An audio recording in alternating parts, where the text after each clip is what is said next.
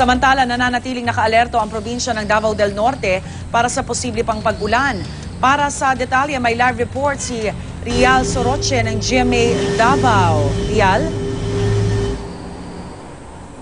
Rhea, dahil sa pag-apaw ng Saog River sa Asuncion, Davao del Norte, ilang lugar sa bayan ang binaha. Gabi ng Lunes, nagpatupad ng forced evacuation ng Provincial Disaster Risk Reduction and Management Council sa bayan ng Asuncion. Ito'y matapos umapaw ang tubig sa Saog River. Nalubog sa tubig ang ilang lugar dito kaya't daan-daang pamilya ang naapektuhan. Ilan sa mga barangay na binaha ang Cambanogoy, Concepcion, Kanakatan, Santa Filomena at Sagayen. Nasuspindi rin ang klase sa Asuncion National High School dahil pinasok na ng tubig ang mga classrooms. Sa kabila ng babala ng otoridad, may ilang bata ang sinamantala ang pagbaha sa pamamagitan ng pagunguha ng naanod na mga niyog at kahoy upang pagkakitaan o gawing panggatong.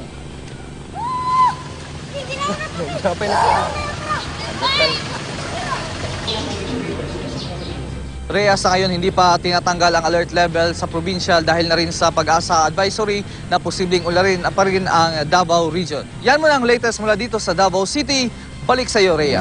Maraming salamat, Rial Soroche ng GMA Davao.